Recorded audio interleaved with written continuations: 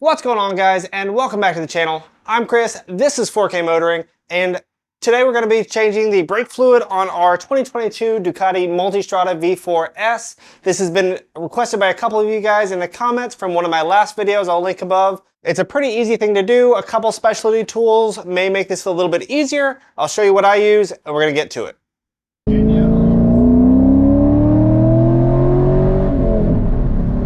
So here are the tools I use. I'm going to leave links to everything down below so you can get what you need before you do this job. Let's check it out. Pretty simply, we're just going to need an 8mm, an 11mm. We're going to need a Phillips screwdriver and a bottle of DOT4 brake fluid. This is what I prefer to use. It's the Motul RBF 600. Doesn't really matter what you use as long as you change it often, but DOT4 is what this bike calls for. Make sure you have some sort of rag. Brake fluid is pretty caustic. You don't want to get it on the paint. And I always like these silicone grip mats. You can get them on Amazon pretty cheap nowadays, and they are wonderful.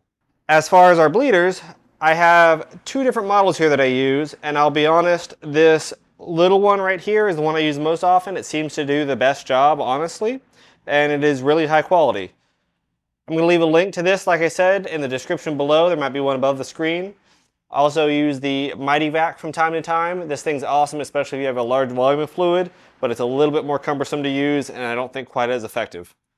For those of you that don't know, when I first bought this bike, I had an issue where I had to bleed the front brakes pretty regularly, almost every week, because it kept getting kind of spongy and ended up feeling like there was air in the lines. I'll leave a link to that video up above, but what I ended up finding out was that the front brake master cylinder that was included when I bought my bike actually had a tear in one of the front diaphragms. So it was letting air in and over time decreasing the front braking efficiency. I really didn't feel like I had the aggressive front brakes that I knew this Ducati should have. Got that changed out under warranty and it's been great ever since. But still every 6 months or so, especially with constant riding in different conditions, I do like to go ahead and flush out the brake fluid. Sometimes a little bit of air does get in there. Sometimes the brake fluid just starts to break down as it absorbs water. So it's good to change this out pretty regularly. Luckily, it's easy enough to do, so let's go ahead and give it a try. All right, our front brake master cylinder and reservoir is right here on the right side of the handlebars, of course, next to the front brake lever. And it's got two Phillips screws on top. That's what we're going to use to take this cap off. There may be a little bit of fluid that drips, so I'd recommend go ahead and start by putting a cloth underneath here to catch any drips that come out. Make sure you wipe that up. We're going to go ahead and take these two off to expose that. We're going to vacuum out all of this fluid, that way we're not sucking old dirty fluid through the brake lines into the front calipers, and go ahead and start this change. For purposes of this video, we're not going to be cycling the ABS pump on this bike, but you'll still get a pretty thorough bleed overall from the master cylinder, new fluid in the reservoir, master cylinder, lines, and into the calipers. So that's really what we're after. Okay, we're going to start by taking off this cap. Be careful not to strip them. They're not in super tight, but be careful, don't strip them. Yours may or may not all come out as one unit with the cap and the little rubber piece inside coming out together. Make sure you don't drip anything and try and keep these very clean. Set them aside. Now we have access to our fluid, and overall, it's a little bit discolored.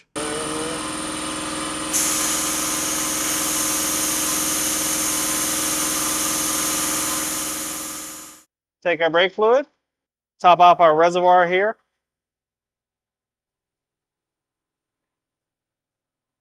If you have someone to help you, this is a great time to make sure somebody's watching this reservoir to make sure it doesn't run dry. That's the biggest issue you can have, is if you let air come in through that reservoir into your master cylinder, into the ABS pump, that's a nightmare to try and bleed back out. So make sure you keep this topped off and make sure air doesn't go into the lines here at the reservoir. All right, we've got to locate our brake bleeder screw, which is right back here. We're going to take that cap off, and it's going to be an 8mm. I always prefer to route my hose up from the top. That way, fluid always falls back down, and no air gets in.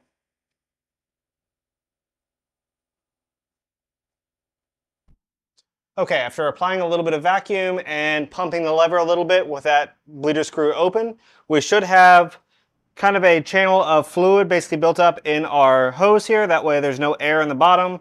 And we're gonna make sure we have clear fluid coming out of there. That way the new stuff has cycled through. Again, making sure that we are not running empty on this reservoir bottle. Now we're gonna use a technique to finish that up to make sure that we are not letting any air in the system and make sure we have a good bleed on the actual caliper itself. While you're on the right side, this is pretty easy to do on your own. If you're doing this on the left side, or really just to make it easier, having a second person does make this job a whole lot easier. What we're gonna do is, with our bleeder screw open, we're gonna go ahead and squeeze this lever all the way back. We're then gonna close our bleeder screw before releasing this lever. We're gonna do that just a few times. That should give us a very firm lever feel. If it doesn't, keep on working because you still have air in the lines. All right, once we've tightened down this bleeder screw right here, and we've given this lever a few pulls just to make sure it is very firm right from the beginning, we are done with that side. We're gonna move on to the next side. Worth noting, there is also a bleeder screw on the actual master cylinder itself. If you've just replaced this, you may have to bleed some air out of there. If you get air in the line from running this reservoir dry, you may have to bleed that. Otherwise, unless your lever feels inadequate, you shouldn't really have to touch that one. It should all be basically drained from the calipers.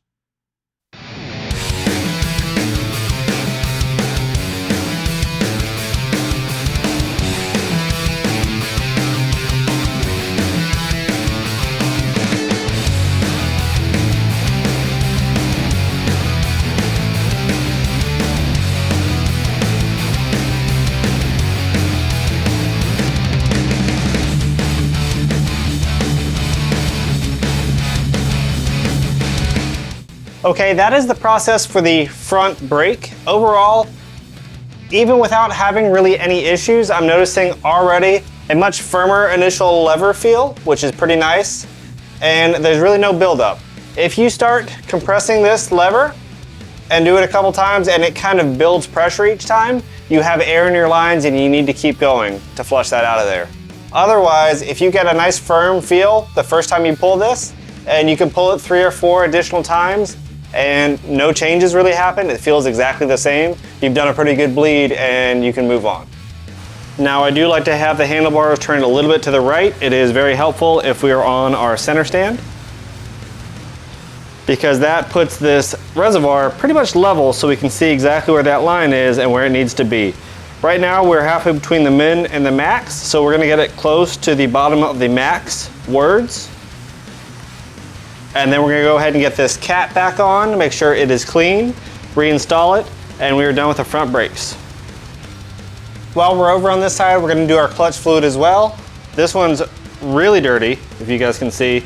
And I think this is mostly, it's not so much dirty, it's just that it kind of burns because it's right near the engine and discolors. This goes from very clear to very opaque very quickly. Our bleeder screw is gonna be right down here on the side of the engine, right there. Pretty easy to access. And our top is just going to be a twist off. So just unscrew it. And then we have our little plastic and rubber gasket in here. We're gonna set those aside to make sure we don't drip. Again, we're gonna start by removing all of that dirty fluid, put some clean fluid in there, and then we're gonna start the exact same bleeding process with that bleeder screw right there using our clutch lever.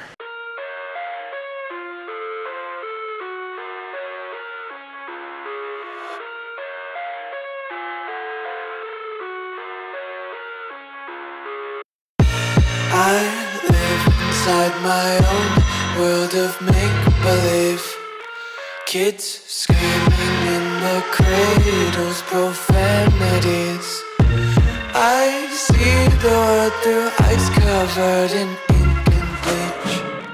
Cross out the ones who heard my cries and watched me weep. I love everything. All right, we're gonna go ahead and do a squeeze and tighten this. It's hard to breathe, but that's all right. Hush.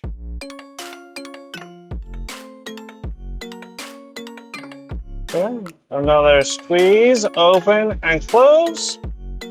And one more squeeze, open, close. There we go. Nice firm clutch. And we are done. Make sure we clean out our little gasket here. Put our plastic piece back on top. That's going to go in our clutch master cylinder. And then we're going to screw our cap on. Guys, look at that fluid now. That is a whole lot clearer. All we have left to do yet is the rear brake, and this is pretty simple as well. We have gone ahead and removed the cap and little plunger from the rear. This is just a twist off cap. Just like everything else, we're going to go ahead and use our suction to clear out all the old fluid, replace with new fluid, clean that out. And our rear brake caliper is right back here. Again, that's going to be an 11 millimeter. It's a little bit difficult to get to, not a lot of room to move that around, but you can still make it work. It's the same process. Instead of a lever, we're going to be using our brake pedal here to cycle our pump, our rear master cylinder. And that's how we're going to cycle all of our fluid through and hopefully get some clean stuff into the rear brake system.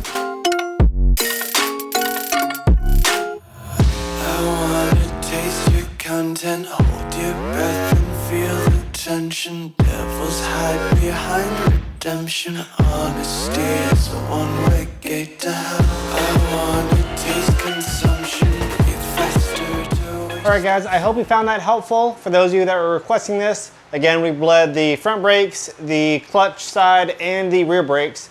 I'm a little unhappy I wasn't able to fully get the bubbles to stop in my rear, so I'm thinking I probably have a similar issue I did with my front master, where there might be a tear in the diaphragm or something on the rear master cylinder. So I'm gonna have to get that addressed. That may be contributing to the poor rear brake feel that we feel with these Multistradas. I don't know.